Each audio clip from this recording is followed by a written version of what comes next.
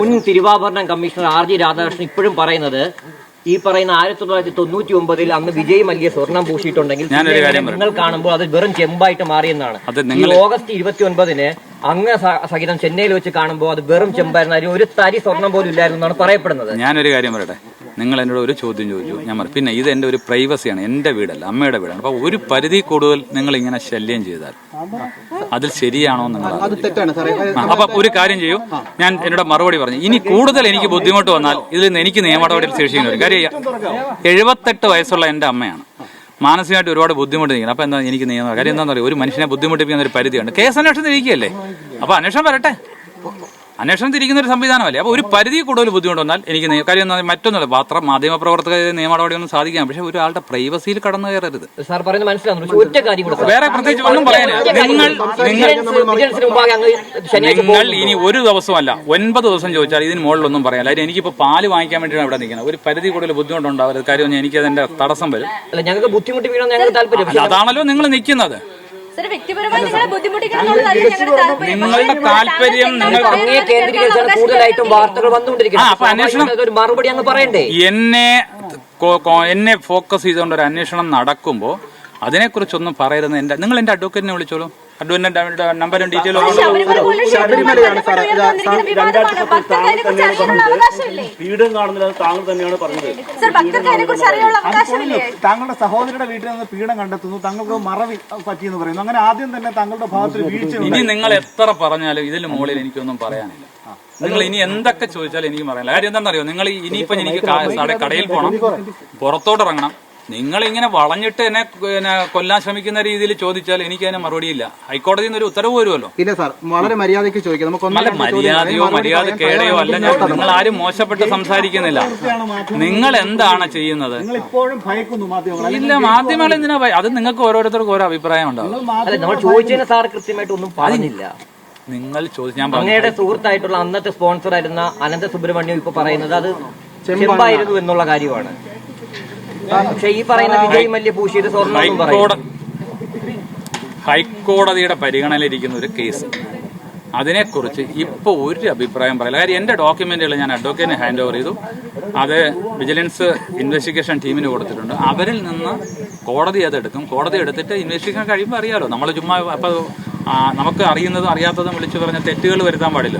പിന്നെ ഇവിടെ നിന്ന് കണ്ടെത്തിയത് അങ്ങനെ സഹോദരി അങ്ങ് തന്നെയാണ് പരാതി കൊടുത്തത്, പീഡനം കാണാനില്ലെന്ന് പറഞ്ഞു. വാസുദേവന് പീഡനമായിട്ട് വീട്ടിൽ വരുന്നുണ്ട്. ഈ കഴിഞ്ഞ കുറെ നാളുകളായി ഹൈക്കോടതി നിർദ്ദേശിച്ച അന്വേഷണം നടത്തുന്നത് പീഡനം കണ്ടെത്താനായിട്ട്. ഞാൻ അതായി പറഞ്ഞു, അതെല്ലാം ഇൻവെസ്റ്റിഗേഷൻ ടീമിന്റെ മുമ്പിൽ കറക്റ്റായിട്ട് വെളിപ്പെടുത്തും. ഇൻവെസ്റ്റിഗേഷൻ അതിനു മുമ്പ് മറ്റൊരാളോട് പറയണ്ടെന്ന് പറഞ്ഞിട്ടുണ്ട്. കാര്യവും കാരണങ്ങളെല്ലാം 4.5 വർഷം ആരുടെ കയ്യിലായിരുന്നു, അത് എന്തുകൊണ്ട് അവിടെ ഇരുന്നു, അതിനുശേഷം ബാക്കി വന്ന കാര്യങ്ങളെല്ലാം ഇൻവെസ്റ്റിഗേഷൻ ടീമിന് കറക്റ്റായിട്ട് ബോധ്യപ്പെട്ടിട്ടുണ്ട്. പിന്നെ ഞാൻ ആർക്കും പരാതി അയച്ചിട്ടില്ല, പരാതി കൊടുത്തിട്ടില്ല. പരാതി എന്ന് പറഞ്ഞൊരു സാധനം ആർക്കും കൊടുത്തിട്ടില്ല. അപ്പോൾ അതുകൊണ്ട് ഇനി എന്താണെന്ന് അറിയാം, നിങ്ങൾ ഇനി ഇങ്ങനെ കൂടി നിൽക്കുക.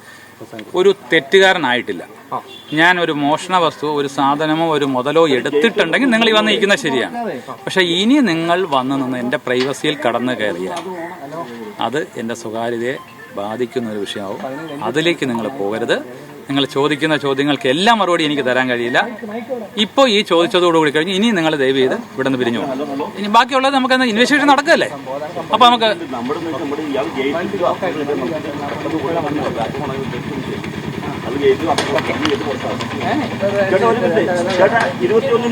21 വാസുദേവൻ ഈ പീഡനം തങ്ങളുടെ വീട്ടിൽ കൊണ്ടുവരുന്നു.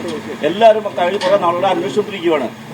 ആ ദിവസങ്ങളിൽ താങ്കൾക്ക് ആ പീഡനം കിട്ടിയ കാര്യം എന്തുകൊണ്ട് വിജിലൻസിനെയോ പോലീസിനെ അറിയിക്കാൻ കഴിഞ്ഞില്ല? അത് ഇൻവെസ്റ്റിഗേഷൻ ടീമിനോട് അത് വ്യക്തമായിട്ട് വാസുദേവന്റെ മൊഴി കൊടുത്തിട്ടുണ്ട്. അത് എന്റെ മൊഴി എടുക്കുന്ന സമയം ഞാൻ ഇൻവെസ്റ്റിഗേഷൻ ഓഫീസറോട് അതിന്റെ കാരണം അടക്കം പറഞ്ഞു.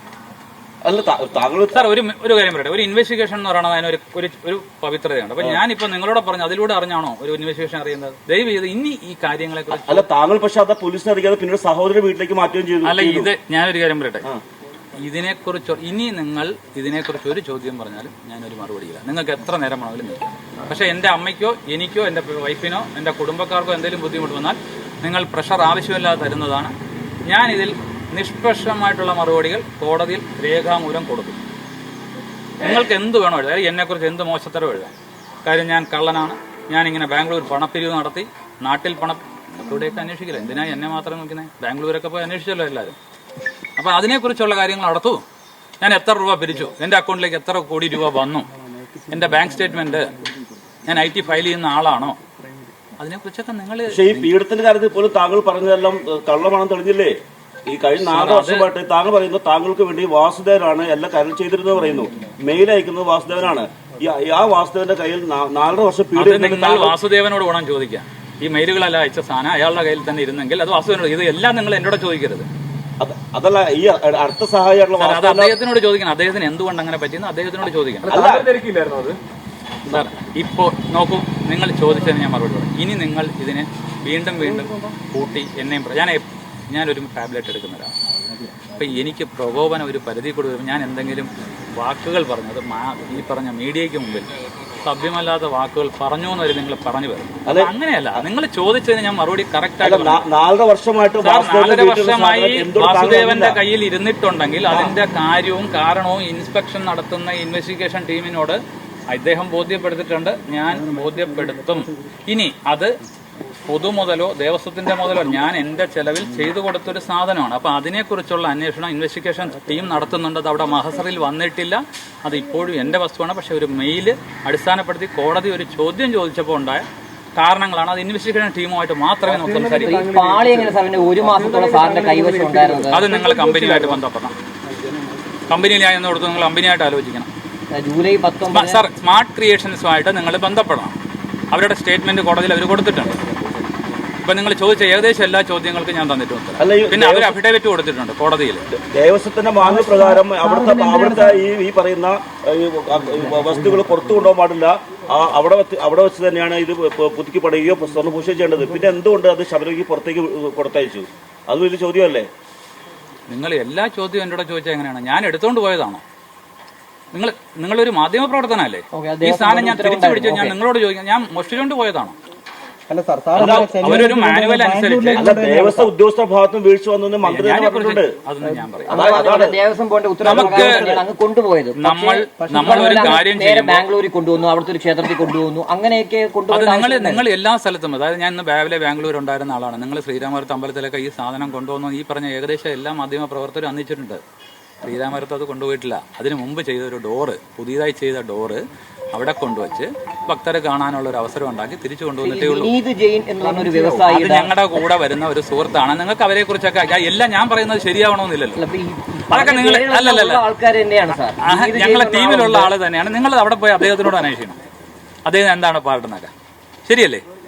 എല്ലാ ചോദ്യത്തിനും ദേവസ്വം മെമ്പറിന് പെട്ടെന്ന് സ്വപ്നം തോന്നുന്നു, ആ സ്വപ്നത്തിൽ പലതും കാണുന്നു, അങ്ങനെയാണ് ഈ പറഞ്ഞ പോലെ അത് അവിടെ ബാംഗ്ലൂർ എത്തിച്ചെന്നൊക്കെ അടക്കം ആ മനുഷ്യൻ 2019 കൊടുത്ത വാർത്തയാണ്. ആ വാർത്ത പബ്ലിക് പ്ലാറ്റ്ഫോമിലുണ്ട്. ഈ സ്വർണ്ണഭൂഷ കൊണ്ടുപോയ പാളി അവിടെ എത്തിയപ്പോൾ 4 കിലോ കുറഞ്ഞതായിട്ട് ഹൈക്കോടതി തന്നെ കണ്ടെത്തിയിട്ടുണ്ട്. എങ്ങനെയാണ് ഈ 4 കിലോ ചെന്നൈയിൽ എത്തുമ്പോൾ കുറയുന്നത്? എങ്ങനെയാണ്?